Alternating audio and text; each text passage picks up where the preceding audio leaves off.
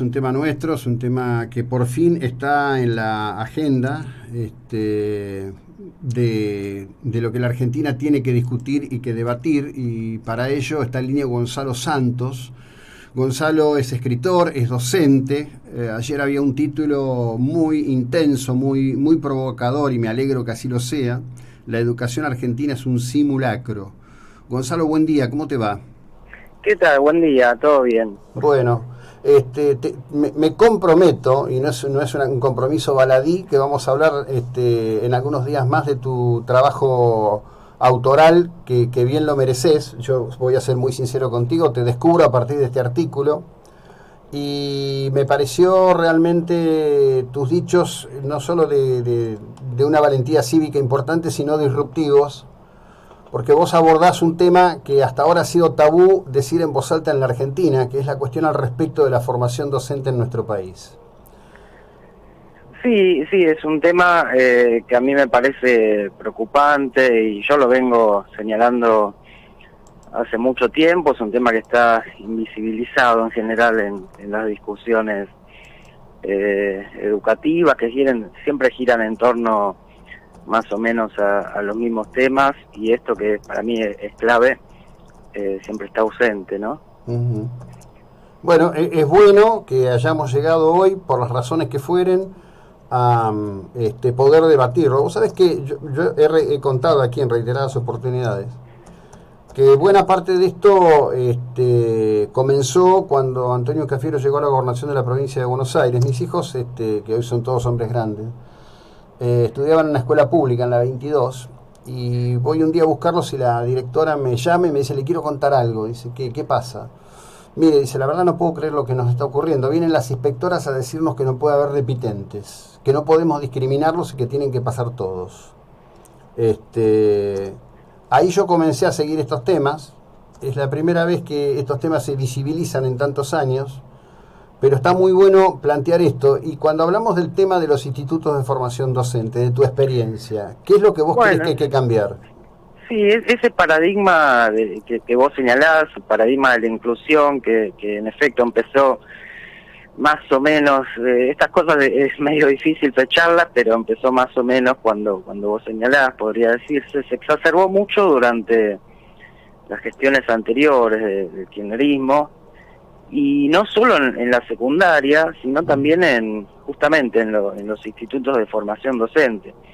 Paradigma de inclusión que yo creo que fue mal interpretado, porque incluir está bien. Uno como docente tiene que tratar siempre de incluir a todos. Lo que pasa es que se tradujo el concepto de inclusión como facilismo, ¿no?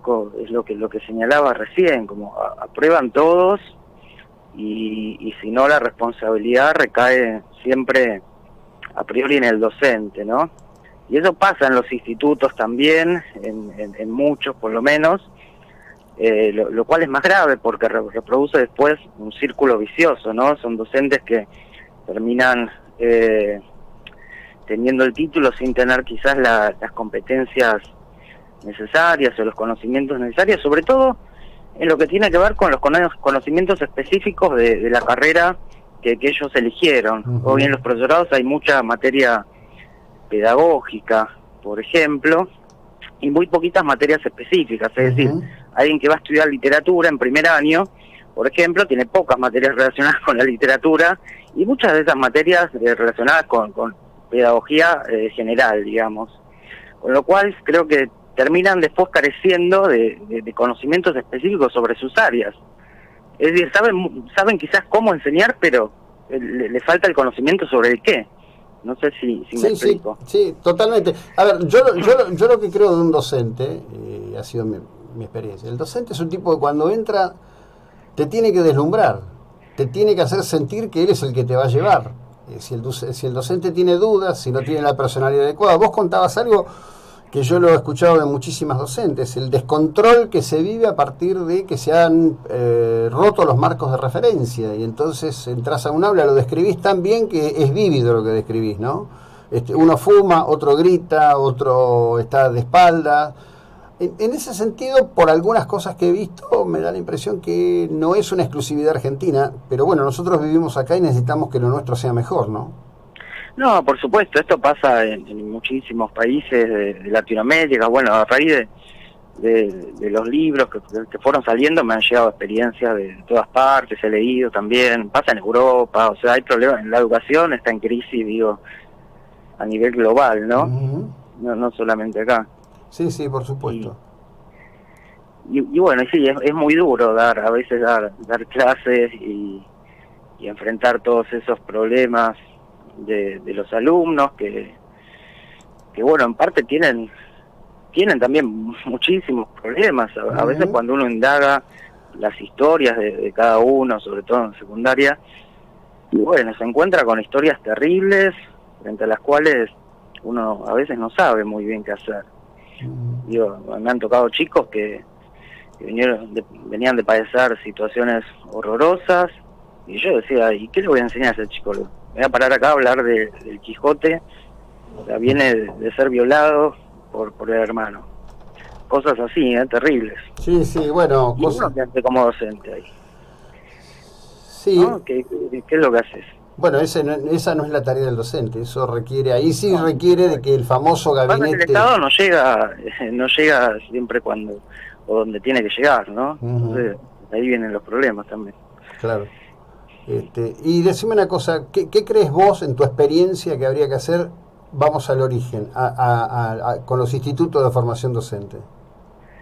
Y yo creo que habría que tratar de jerarquizar un poco a, a los docentes y en parte la jerarquización pasa por fortalecer los institutos. Yo creo que uno de los problemas que hay en relación a la formación docente es que hay muchísimos institutos, profesorados por todas partes, creo que hay más o menos 1.300, 1.400, y es un número que no existen, creo que en ningún país del mundo que yo conozca, y el problema es que no tenemos los recursos humanos, me parece, idóneos para abastecer toda esa enorme cantidad de institutos que fueron surgiendo en distintos lugares, provincias, sobre todo por una cuestión laboral, creo yo. Ujú. Cualquiera que conozca la situación de muchas provincias sabe que hay industrias que no están instaladas, que a veces la única posibilidad laboral de una persona que vive en tal o cual lugar es hacer la carrera docente o estudiar para ser policía. No tienen muchas más opciones a veces. Entonces los institutos fueron surgiendo también para cubrir con esos baches, digamos, y, y en principio creo que habría que repensar un poquito todo eso y repensar la formación, eso que te decía de las Ujú. materias específicas. Creo que faltan muchas materias específicas, hay mucha de esa pedagogía pensada como ciencia general de la educación. Digo, hay que formar docentes de literatura, por ejemplo, que sepan literatura, Ujú. que tengan una pasión por la literatura.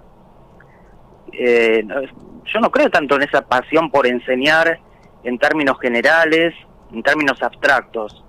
Digo, enseñar es un verbo que requiere un objeto concreto, Ujú. ¿no? Enseñar, uno puede tener pasión por enseñar literatura, por enseñar biología.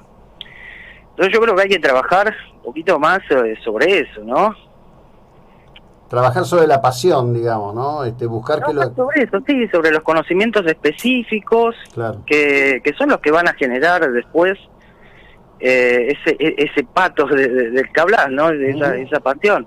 Eso me parece fundamental. Yo siempre omito hablar de vocación, que es una palabra que se usa a veces en el caso de la docencia para desprestigiar o para rebajarnos un poquito el precio, ¿no? O sea, tiene vocación, entonces que no pida dinero, que no pida aumento de sueldo, tiene que trabajar por vocación. No me parece que sea así, pero sí tiene que tener pasión el docente y tiene que tratar de suscitar esa pasión en el alumno, y para que tenga pasión por algo tiene que conocer y además para saber transmitirlo tiene que conocer muy bien Ujú. aquel objeto de estudio, ¿no? Entonces, eso me parece a mí fundamental, un punto clave. Bueno, es un punto clave, por eso decía yo, cuando el profe entra, la profe entra, cuando abre la boca me tiene que deslumbrar. Sí, por supuesto. Tiene que hacerme sentir que es el que sabe. Pasa que ya a priori no hay... Antes uno a priori ya entraba al aula y estaba investido de autoridad. A priori sucedía eso. Hoy entra al aula y la autoridad, digamos, la tiene que construir en todo caso y se la tiene que ganar. Y en parte se construye, yo creo, en base al conocimiento que uno maneja. Y ahí me parece que es donde está fallando, o donde falla a veces el docente en la construcción de la autoridad. Sí. ¿Vos no ves algo, cómo decirlo, ideológico en la destrucción de la autoridad? Sí, por supuesto, y es algo que trasciende la educación, ¿no? Me parece que es un fenómeno más general. Muchos de los problemas que a veces uno supone educativos en realidad son problemas que van más allá de la escuela como institución. Los chicos a veces no son tanto, yo no diría que tienen problemas educativos en muchos casos, sino problemas vitales. Chicos con problemas terribles de distinto tipo, no son problemas educativos, son problemas que tienen que ver con otras cosas. Pero uno siempre se los endilga a la escuela, ¿no? Va mucho más allá de eso. No, a ver, cuando... Esto es muy claro, digo, cuando el chico llega ya es alguien. Sí. Y por supuesto, ese alguien llega con lo que trae de la casa. Pero bueno, es toda una resignificación de cosas que estuvieron por sabidas alguna vez y que se pusieron todas en una especie de batidora interminable que termina provocando estos escenarios. Gonzalo, te agradezco enormemente, te mando un abrazo. No, gracias a vos, un abrazo grande. Hasta luego. Bueno, a quien escucharon es a alguien que se ha atrevido a hablar de esto, Gonzalo Santos, él es docente.